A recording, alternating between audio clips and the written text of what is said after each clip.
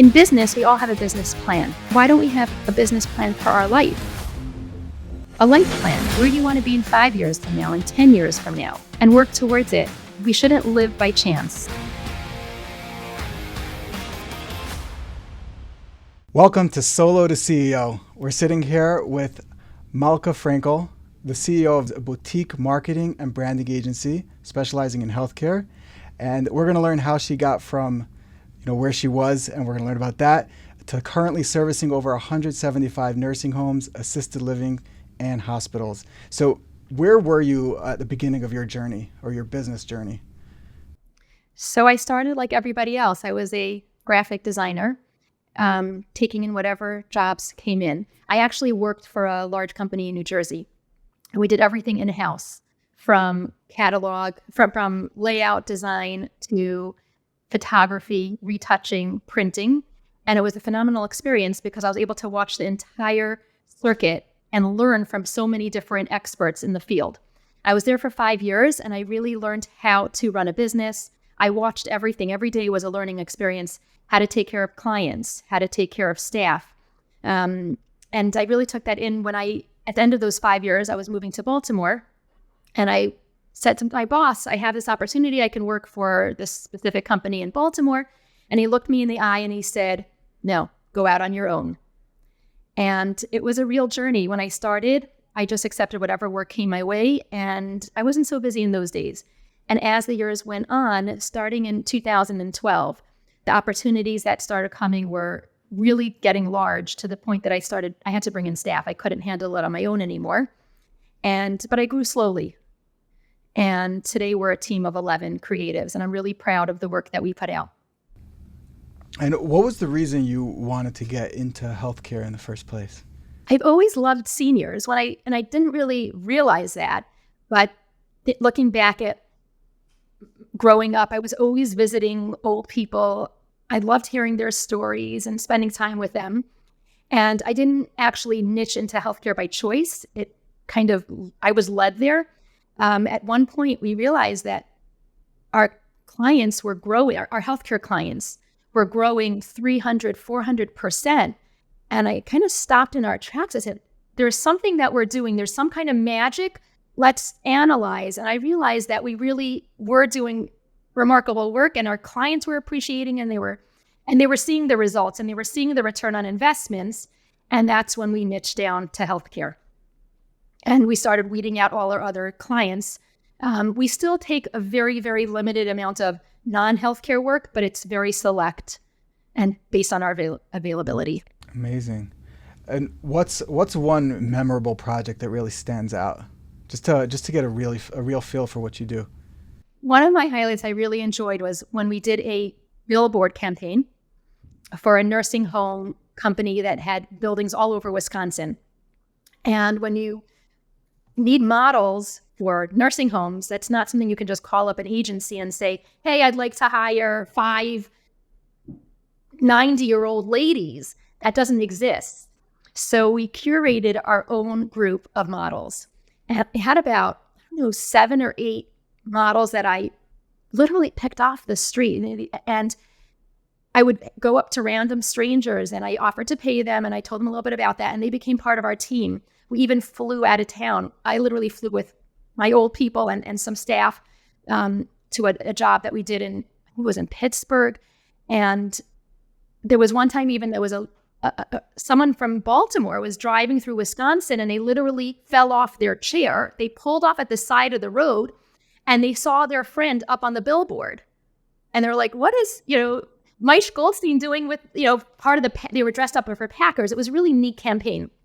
We were honing in on the Wisconsin specialties. So they have the Packers. They're known for their cheese. They are known for Harley Davidson. So we did a whole series where they're known for their toboggans and their sledding. So we did a series of photo shoots where I brought in, my old people, and we did their makeup and the men, I sent them for haircuts. So we did the hair. And I said to my makeup artist, I said, don't cover the wrinkles. And we had so much fun with them. And it was a learning experience for us too. Like when you put 90-year-olds on a toboggan, that's great. The shoot came out beautiful, but then how do you get these old people off the floor to get them up off the toboggan, or once they were on the toboggan, I was looking at the negative space. I'm like, okay, this guy has to move backwards a little bit, but they can't move. Like, they're not so flexible. But they were so much fun. I obviously they don't drive, so the morning of the shoot, I would go pick them up. And I'll never forget this one guy who was really, really tall. He must have been 6 feet and 86 years old. And he gets into my car and he says to me, I haven't gone to work in 30 years. But they were a lot of fun. And so I guess that was one of the more memorable. Harley Davidson gave us a motorcycle for one of those shoots. We had real rifles in the office. That was a lot of fun. It was a whole year that we were busy with these specific billboards. I'm getting FOMO just hearing about it.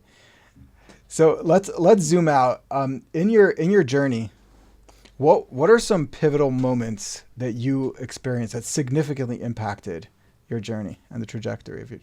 I would say along the road, there were key people, and that helped me, and I try to return and help others in return. If I would just pick a couple, I think becoming active on LinkedIn was tremendous. I became active August of 2020, and it just opened up so many ways. It grew my business substantially. So that was a big pivotal moment. Another was I actually just finished an executive MBA program with Goldman Sachs, and that was mind-blowing.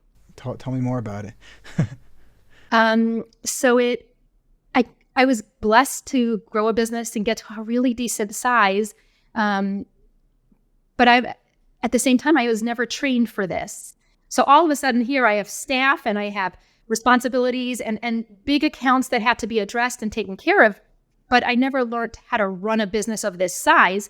Plus, I was ready to take it to the next level. I wanted to scale and get through my next ceiling. So I had an opportunity. It's very hard to get into this Goldman Sachs program, but I'm grateful I was able to get in. It was 14 weeks long, very, very intense, where it was an MBA program on steroids.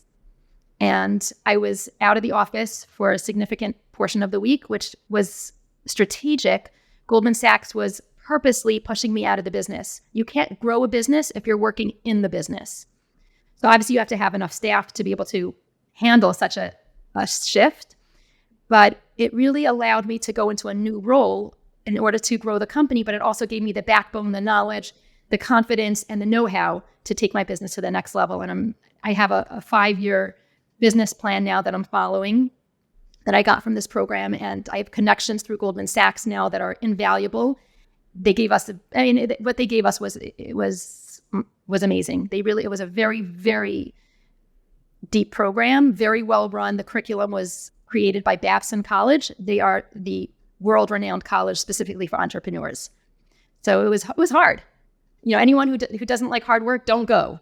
I had 10 hours of homework a week. I had a 100-page report that was due at the end, which was due April 18th or something. Check the calendar. It's right by Passover. So my page, when I handed in my report, it was 94 pages long. Amazing. So let's dive into just for a minute what exactly you do. So can you describe the range of services? I imagine it's not just billboards, or it could be it is. Could you describe the range of services that your company provides? So we're branding experts. And what that means is that actually, remember, just to cut you short a second, when we spoke on our last meeting, or our first meeting actually, I asked you what do you do? And you said, I solve problems. And I like that, because at the end of the day, people like to say what they do. They like to talk about the how, but they don't focus on the why enough. Right? If you ask me, what do you do? If I say I make videos, no one cares. Okay, maybe you can film my wedding. No, I solve problems. I happen to use videos to solve the problem. That's why I really like the answer. So let's backtrack. Yes, I solve problems. And what kind of problems do I solve is I want to make sure that my clients stand out above the competition. And that is in branding and in marketing. So branding, what that means is it's really anything that makes you up, makes up who you are as a business. And that would include brand identity, who you are, brand strategy, brand messaging, your name, name companies, your tagline. Your voice. It's also the visual, pardon? Your voice. Your voice, exactly, is how you sound to the public. It also includes the visual identity, which is how you look, the logo, the colors, typography, stationery, brochure, all of those promotional items. We take care of the whole package. And then the marketing aspect, which is the actual physical materials that you need to attract customers to your business. And that would include brochures, websites, posters, billboards, like we discussed, but also the digital media component, digital marketing. Awesome. And do you just serve healthcare, or do you also serve other industries outside of the healthcare space? Our specialty is healthcare. That's really what I like to stick in, to stay with, because we're able to really hone in. We understand the market. We understand the pain points. We understand the target client. And I want to make sure that we keep on doing the magic that we're known for. That being said, I have a very, very capable staff, and branding a company from the ground up, when a company is built correctly, they can scale to indefinitely. And I've seen the magic happen so many times. So if I'm able to, I love branding a company, creating the logo and their initial pieces. But it really depends on our availability, if I can accept the jobs beyond healthcare, because that's really what we're set up for. Awesome. Can you expound for a minute? Just a few sentences ago, you started saying something very valuable, right? Which is actually the essence of what you do. Can you expound a little bit on why branding is so important? Why is that the words that you used a few sentences ago, which is better than I could say? Go ahead. It's everything that makes up who you are as a business. When someone's talking about your company and you're not in the room, what are they saying? What are they feeling? When someone looks at your brochure, they shouldn't have to look for your logo to know who you are. Your piece should reek of your branding, it should touch, feel, smell like your company. If you can take a brochure and switch out your name for a different company, your piece is not effective.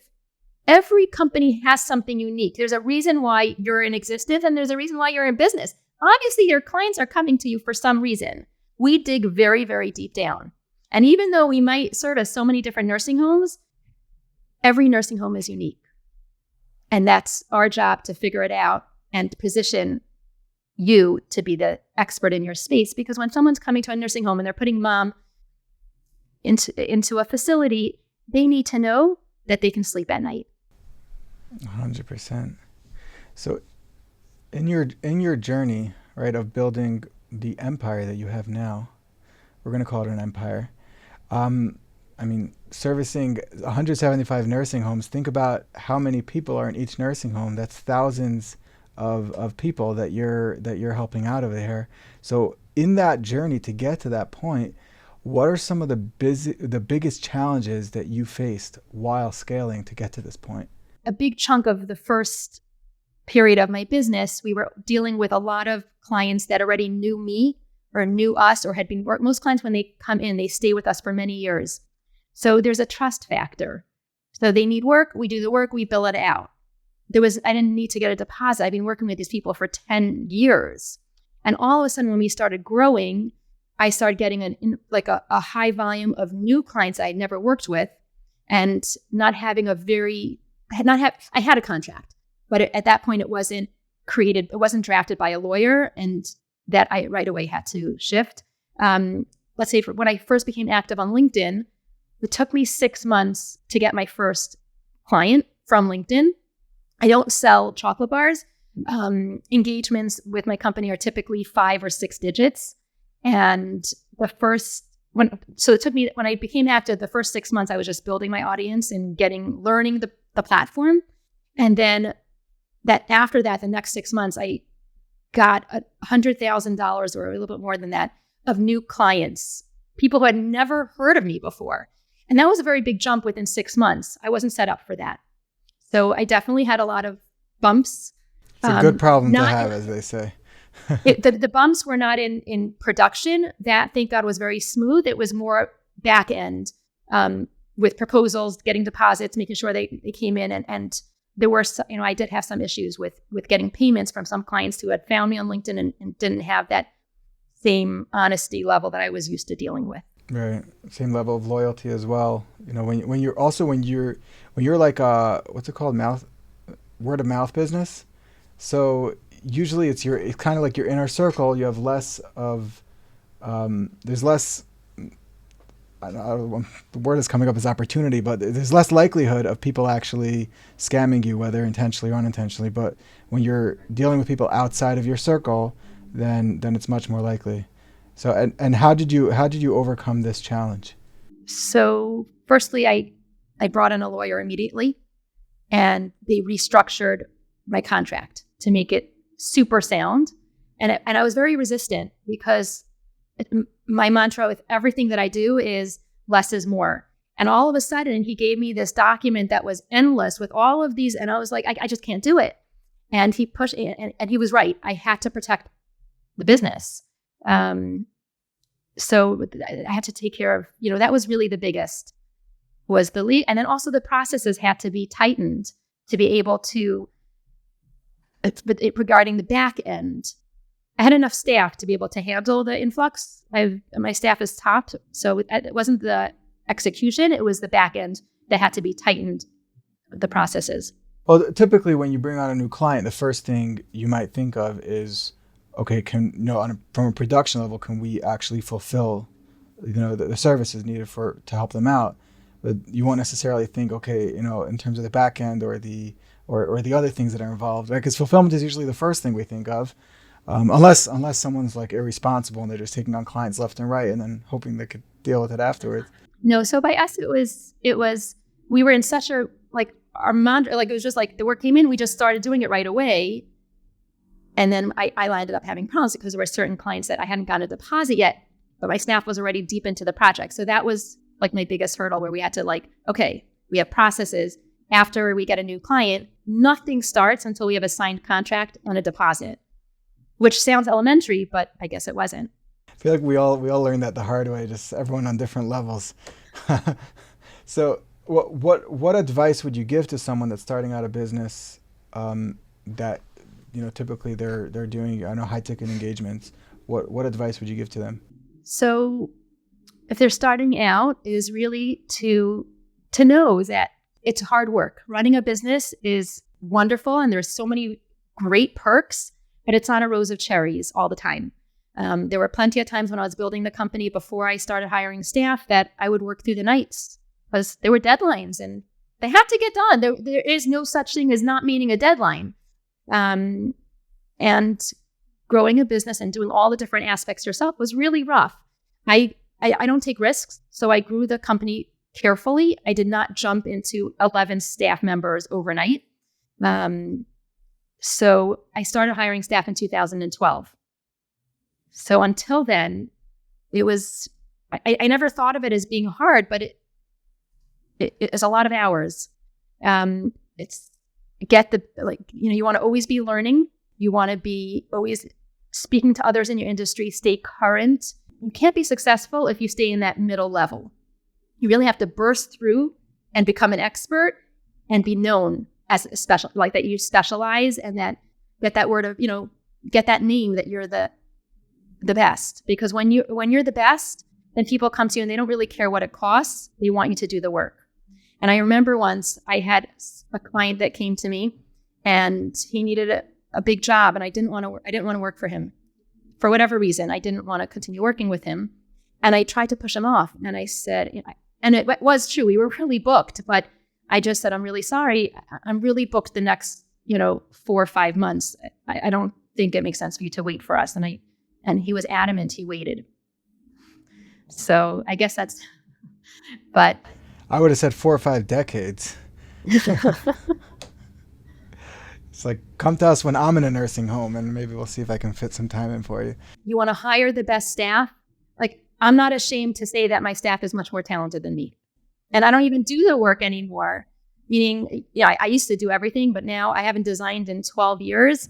And I don't even know how to design anymore. That's the truth. So I say that about video editing. There is. It was actually interesting because after I got my degree, I was an apprentice for a world famous designer for 9 months. Now when I think back of what I knew in those days, I cannot believe that he took me in because he's a real name, Ben Gassner. I still remember being fascinated to be in the office and he didn't know how to use a computer. And in retrospect, that's really where I am today, is that the design software is so intricate. It's so deep. There is so many intricacies. I don't know how to use it anymore. My staff, I have great staff. They do what they implement. But if I had to sit down and say, okay, can you design? That's not my specialty anymore. And so some of the advice that you were given before, the one that really hit me most is because you're a branding person, a branding dudette.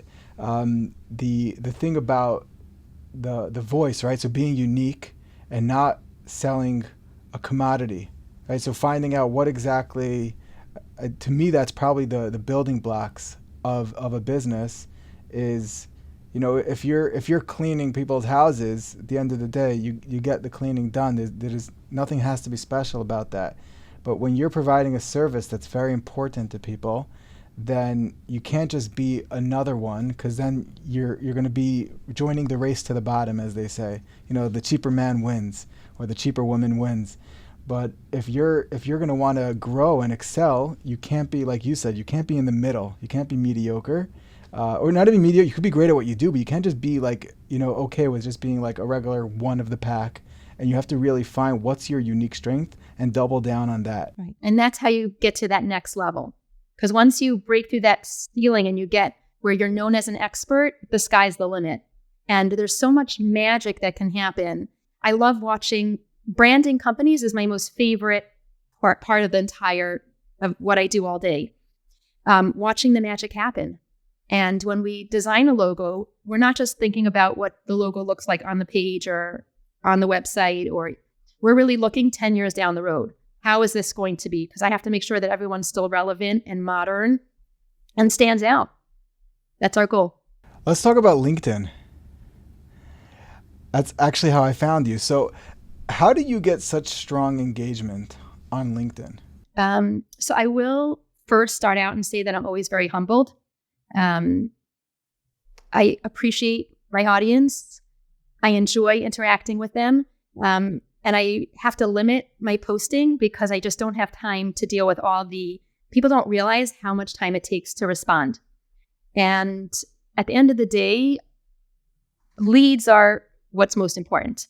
So posting on LinkedIn is great and it's a lot of fun. And I enjoy that morning when I take off from work in order to respond to comments.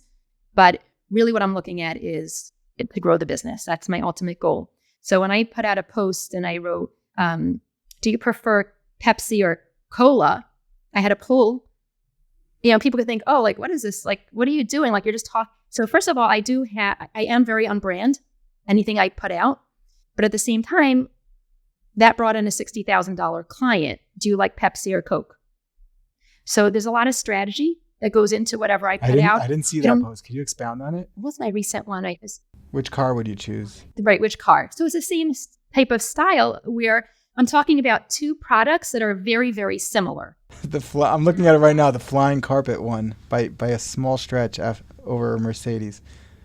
Tesla fell far behind though. So I try to put a little personality in, which is where the flying carpet. And I actually got a really nice feedback.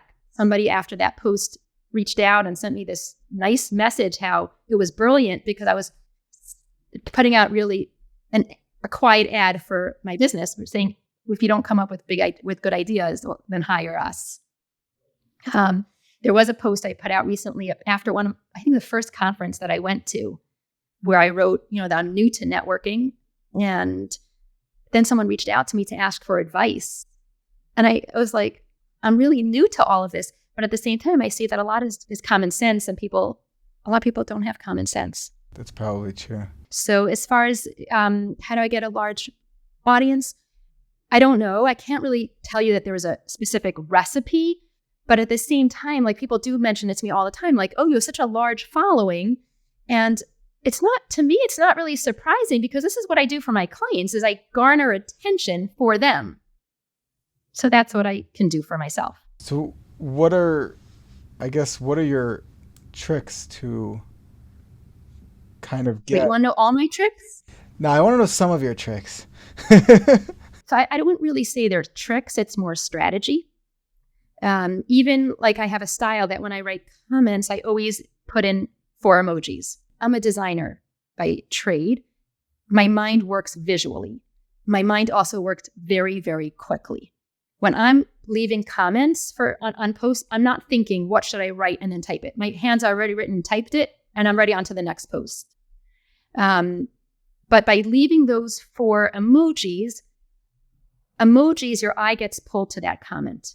So if there are 10 comments on a post, your eye will automatically see my comment first because I have those emojis there.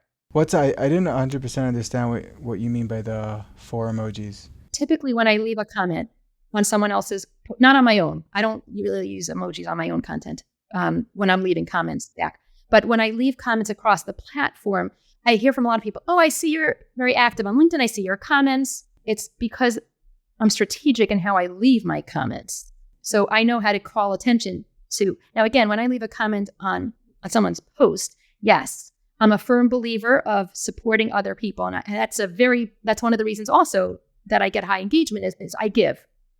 And there was actually someone on LinkedIn that's extremely well known. He has over 70,000 followers. And he put out a post maybe about 6 weeks ago or 2 months ago, basically writing, I don't understand. I'm not getting it so much engagement on my post anymore. I'm feeling so down about it. And I reached out to him and I said, I'm just curious. How many comments do you leave for other people every day? And he voice noted me back and he said, you're 100% right. I don't. And that's the answer. It's a give and take. I don't know if it's LinkedIn. It's people. I create relationships with people.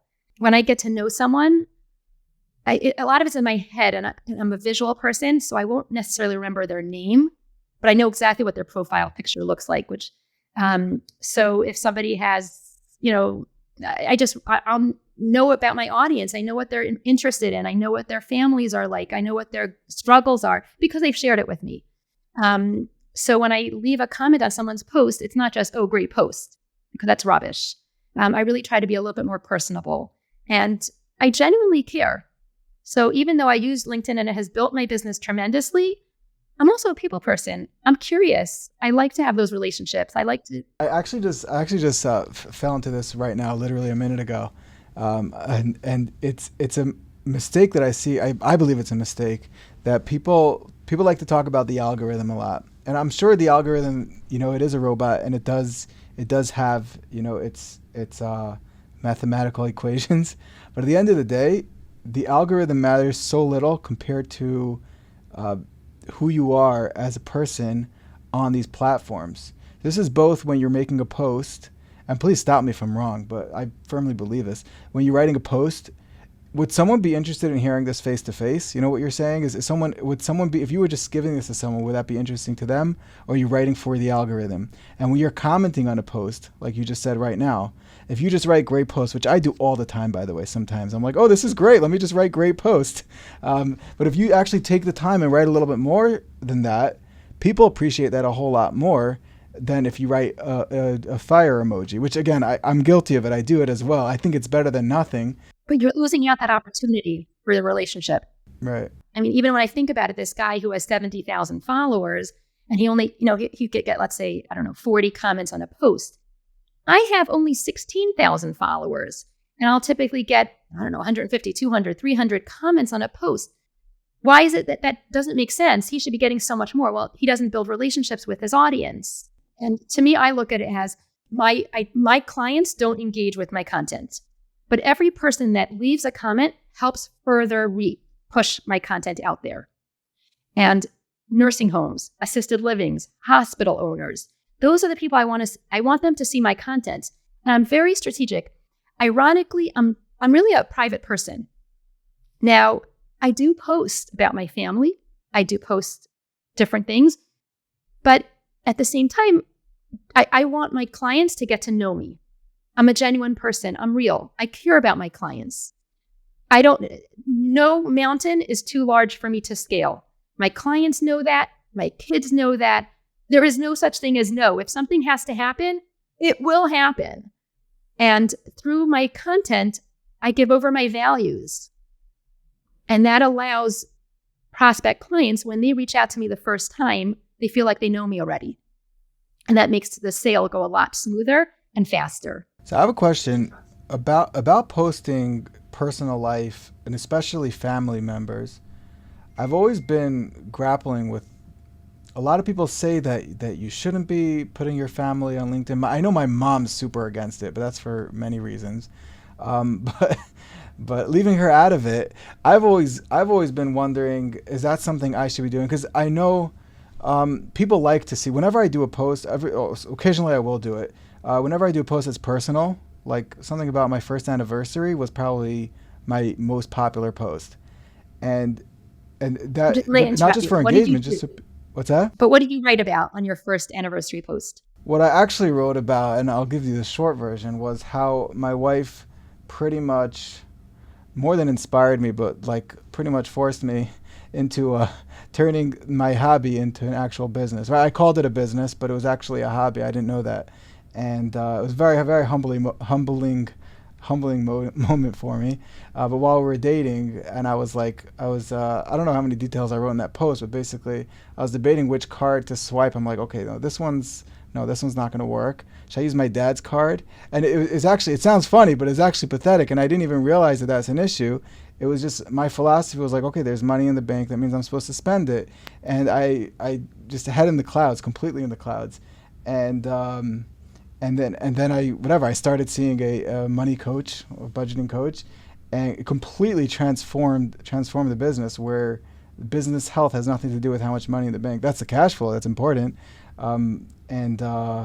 And it was like the crazy uphill from there, and we actually turned into a company, into who we are today. Thank God. And it was really thanks to her. I don't know what else could have been the catalyst to get to that. So it was a post about that, and I think I also did sort of like a pay it forward kind of thing, where I opened up one slot every day to guide people that are looking into improving their business by implementing the system that I learned for money budgeting or whatever it is. That was a great LinkedIn post. That was great because I had a business lesson. When people put out anniversary wishes to their wife, this is not Facebook. Why are you putting it on LinkedIn? Anything you put on should have a business lesson. And I feel like in the last few years, it's gotten a lot weaker. When I first joined in 2020, when I became active, there were lots of business lessons all the time. And I gained so much on how to run a business from all these experts that we have a front row seat to, and you can ask questions. But it's really important. But like what you did was fabulous. You took a personal moment and you turned it into a business lesson, and that resonates. Right. I also find that if I'm at like a job site, instead of sometimes more than posting the actual video that I made for the client, if I post like a selfie of me with a set behind me, for some reason that gets more engagement, probably also because it feels more personal. Is that right? Do you? Yeah. People want to get to know you. I personally don't engage on company pages. I'm not on LinkedIn for that. I'm on LinkedIn to create genuine relationships. So I want to know about the person. I want to know about them. I want to know what is important to them, what they value. Because if I'm going to either hire them or do work with them, I want to make sure that we're aligned. Awesome. So I think I already know the answer to this, but I'll ask it anyway. What are your top tips for building a strong presence on LinkedIn? Well, I'm just curious. What are you going to say? What do you think? What do I think the answer is? To start off by assuming you already have some sort of an audience, to comment more specifically on the people that you want to build a connection with, that you feel there's synergy. So to comment on their posts. I like the way you turned that around to me, and I totally dove right into that. But you know what? I'll leave the rest of them for you. So first of all, I look at LinkedIn it's a huge networking event, and it's a great party. You get to, and it's such a Except there's no food. Party. That's true. Well, use your own fridge. Okay. But it's such a convenient party. When I became active, I had a newborn that didn't sleep. So that was a good partner for me because I don't sleep a lot. So, and that's how I was able to really start making waves on the platform, because I had a lot of free time in the middle of the night. Whereas during the office hours, I don't have time to be on LinkedIn as much. So I started learning the platform. I started building up my community of people who I wanted to support, and they supported me back. It's more just, I built an audience. So like you said, leaving comments, like be generous. When you see a post that doesn't have any comments, that's the biggest gift you can give that poster. They feel so stupid. They put out something and no one's noticing them. Give a gift. Who cares? It takes 2 seconds. And then if somebody writes a really nice post that really resonated with you, send them a DM. Like, we are people. LinkedIn is a huge networking event. You're in a huge room with so many people. And each post is another person standing on a podium shouting out a message. You can ignore it. You can walk on by. Or you can kind of just give them a thumbs up, like, I notice you. Personally, when I like a post, it's probably just for myself because I just want to know that I left like when I leave a comment on a post, I put a thumbs up. That way I'll know if I ever was going back into someone's content to see, oh, did I leave comments for them recently? I just know, oh, I left. If I see I like the post, I know I'm done. I'm good. So on my end, that's how I keep track of comments. But just be generous, be genuine, care about people. Leave comments that are a compliment, but be genuine. Don't leave things that are not true and you don't sincerely feel, because then it's just air and people see through it.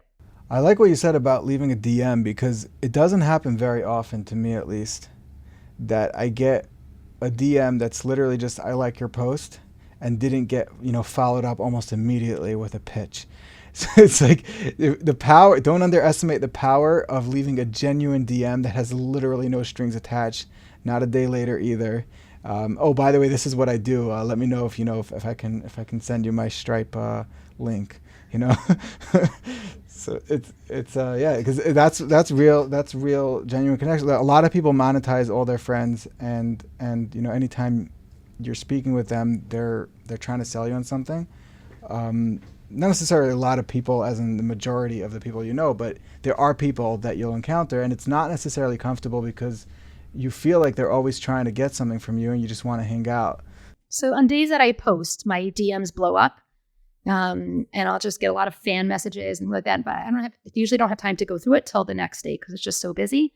And then my kids love it. We get a lot of fan mail and fan packages from people over LinkedIn that I have no idea. I don't know who they are. I've never spoken to them.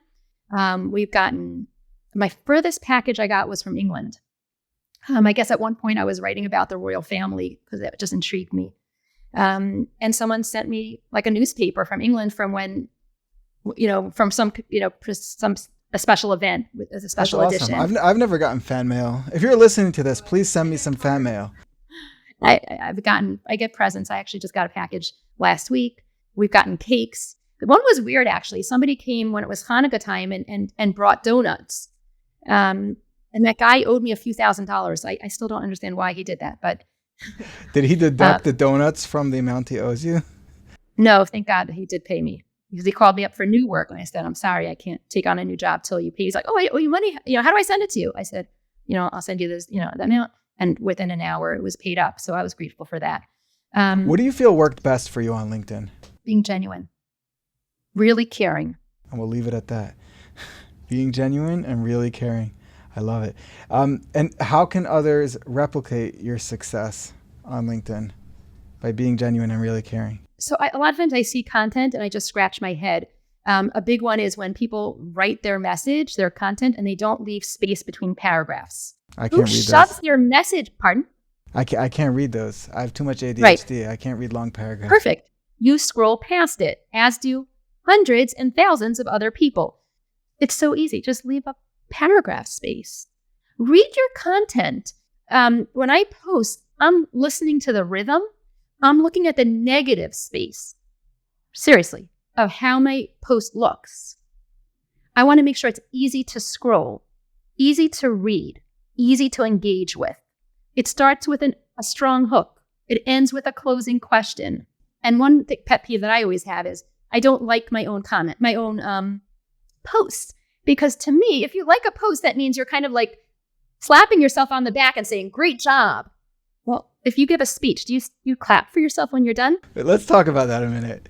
So I used to do it every post because they say that the engagement, even self-engagement, helps boost your post. And then at one point I just got so weirded out by it. Do Yeah. Right. But I got so weirded out by it, and I said literally what you just said. I'm like, my one like is not going to change that much, and everyone knows I like myself. I don't need to tell them all.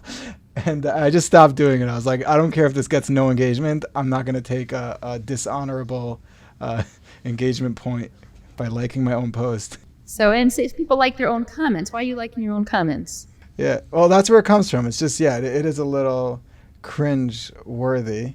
But I definitely don't mind if someone likes their own comment that they comment on my post. Because, hey, why not? As long as Oh, I'm right. not liking my own comments, I'm good. But again, a lot like people should read over their content before they post it. Make sure there's no typos to the best of their ability. Obviously, mistakes do sometimes happen. I really try never to edit my posts after they go live. I just feel like it's a bad omen. So once it goes live, it's out. It's also bad for the algo. Right. And the algo really, it's like if you're genuine and you support other people, they will support you back. And it's not a tit for tat. But at the end of the day, if you leave comments for other people, it will come back to you as well. Wow. So what are let's zoom out, because there's so much we could talk about on LinkedIn. Maybe that will be for like the next episode. What are some key lessons you learned throughout your career? Work hard. You don't get to the top. There's no free rides. It takes a lot of hard work, sleepless nights, but the payoff is amazing on so many different levels. I never thought I would get to where I am today, but I am so humbled and so grateful. And it didn't happen overnight. It has to be done properly. Don't scale too fast. You got to grow carefully. The same, and I apply this to my client work as well as to myself and how we grow the business. It's a slow growth. You want to make sure that it's sustainable. You want to plan. You want to do market research. Don't just jump into something without checking the competition, checking the market, knowing your ideal client. Finances, like make sure your books are in order. Like you cannot grow a business if you don't know what you're making. Get yourself a really good bookkeeper and a good accountant. Your books, like that's really critical. What else? And marketing. It's not, you need to, when you want to really become an expert, because then it makes everything so much easier when you're known as an expert. Then there's not, because I don't compete on price. So anyone who's competing on price, like you said, I think earlier, something about like, what was your line? Oh, the race to the bottom. Yeah.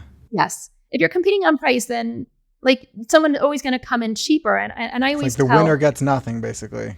Right. I'm not a Walmart designer. You can go to Walmart and check the prices of Cheerios and toothpaste. That's great.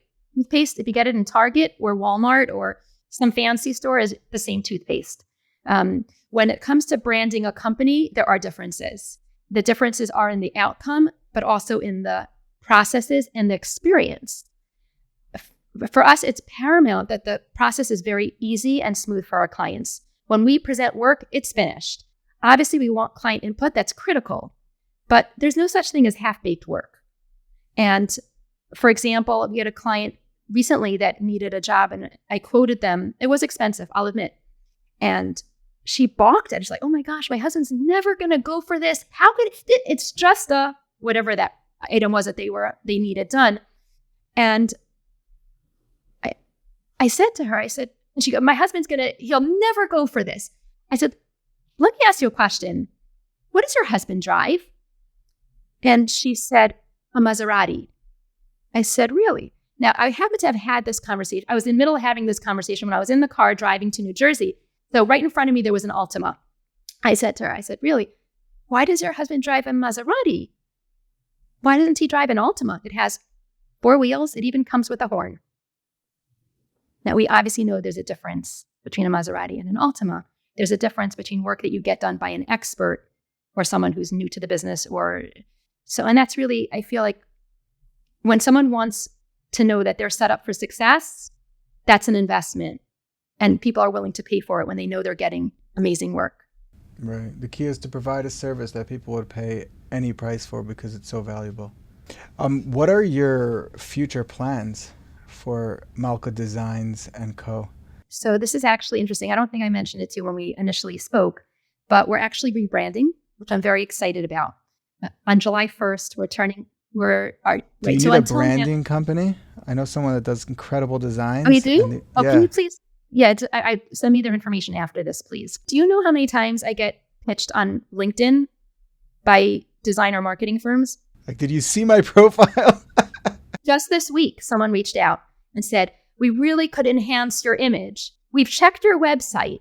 I said, "Really? In what way do you think you can impact us?" It was just such a ridiculous conversation. It's like, what did you like most about my website that you didn't check? But anyways, so the name Malka Designs came 20 years ago at 2 a.m. It was kind of just Malka Designs. And it was great when it matched us, but it doesn't match us anymore. And every time staff answers the phone and says, "Good afternoon, Malka Designs," it irks me to the core. We're a team of 11 rock stars. It's not about me anymore.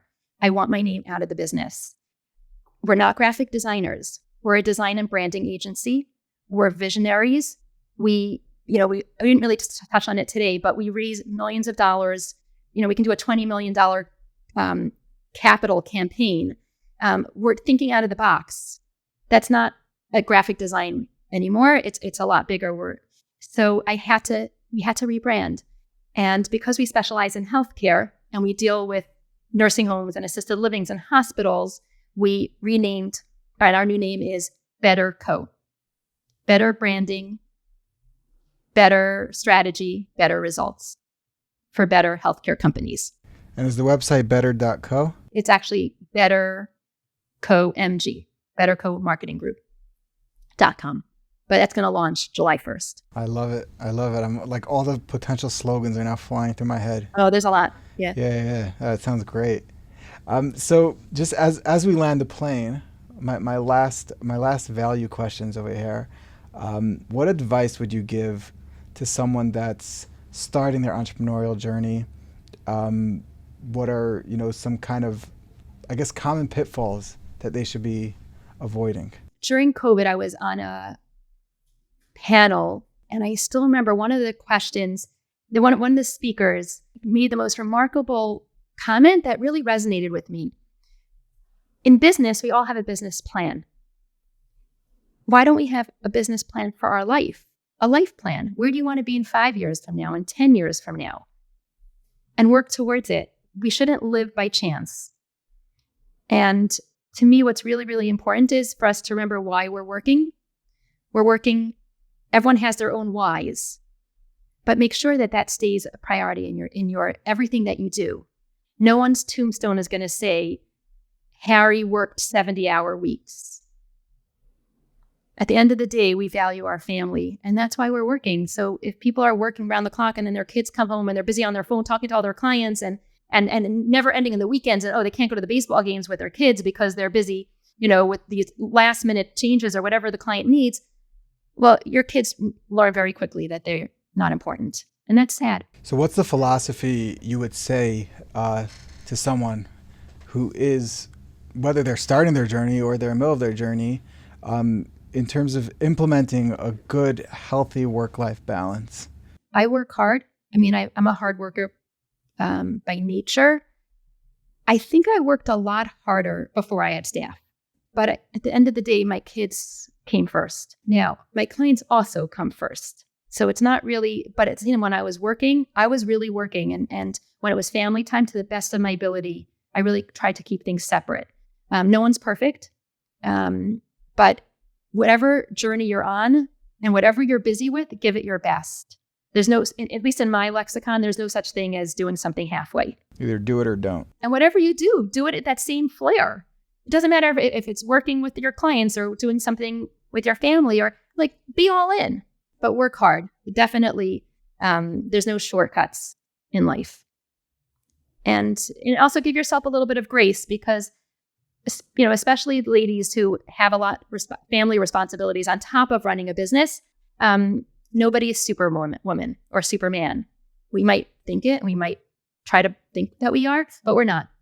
And you have to know what your limitations are and also take care of yourself. Exactly. Don't bite off more than you can chew. That's very important. And don't say yes to everything. You can't, because if you're saying yes to something, you're saying no to something else. If you're saying yes to everyone, you're saying no to yourself. Right.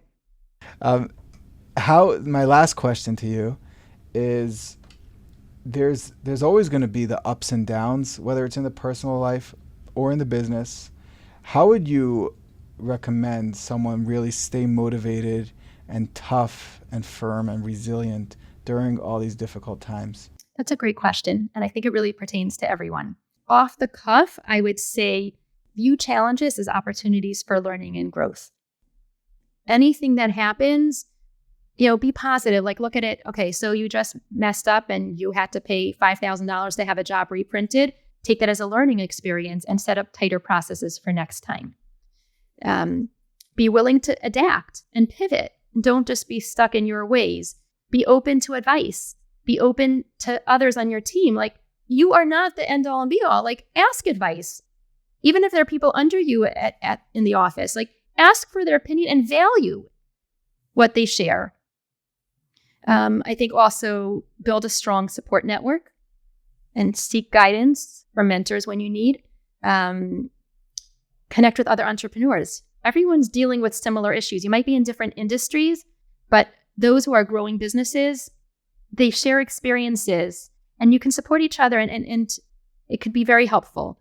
And then lastly, I would also say is prioritize self-care and well-being. And I know it's a little critical for me to say that because I don't sleep a lot. I always try to sleep more and try to, get better at it. But it's a struggle for me because I just cram so much into my days. But at the same time, you do need to be rested. You need to make sure you're eating healthy. And don't as much as, yes, it is working hard and putting in full days and striving to always grow. You also have to know how to turn off your phone and take care of yourself. Right. A lot of things that people might consider a waste of time is actually helps them be more productive. Whether it's, I don't know, mindfulness or eating properly or sleeping properly or going for a run, right? Going for a run could easily take an hour out of your day, but it could make the next 5 hours double as productive, however you say that in English, two times more productive. And essentially you're losing 1 hour, but you're getting 9, so it's of course my math is not exact, but the idea being if you prioritize your health and take care of yourself, you're not actually wasting time. You're buying more time because you're optimizing your health. So first of all, I like that. Because especially my staff, we run the office, the staff is a 4-day-a-week staff, Monday through Thursday. And I firmly believe that we get just as much done as offices that are open 5 days a week. Amazing. Optimize your time. So this has been absolutely amazing. I feel like we've covered so much, and it's sort of like when we end these sessions and like you feel like there's just so much more, but like I don't know if people can handle so much more awesomeness in an hour. So thank you very, very much for coming on. This has been an absolute pleasure. Is there anything you'd want to share with the audience that maybe someone who might be in your target audience that would want to work with you? I love working with clients in the nursing home and assisted living hospitals that are actively engaged, that have a passion for excellence. That's really, when it's not just, throwing us the work and then saying, okay, do your magic. It's really a partnership. And I like to get to know my clients as more, even on a personal level. It's not just a business interaction. When a client is interviewing us, let's say before they hire us, what they don't realize is I'm interviewing them as well, because I'm very passionate and I want to make sure that the clients that we take on are the types of people that we enjoy working with. By us, excellence is critical, and I want to know that to them that they want the best also. Amazing. So how would someone, if someone's watching this and they absolutely loved everything you said or most of what you said, how would they go ahead and get in touch with you? What's the best way? The best way is they can initially DM me over LinkedIn, or they can send an email. The email's in my profile at the bottom. It's going to be changing now when we go to BetterCo. It's going to be malka@bettercomg.com. But at the same time, that's really the DM is the easiest because it's just really easy. LinkedIn's the way to go. And if you don't know that by now, after watching this or listening to this, then listen again. Thank you very, very much, Malka. It's been a pleasure. And until next time, thank you. Thank you for having me.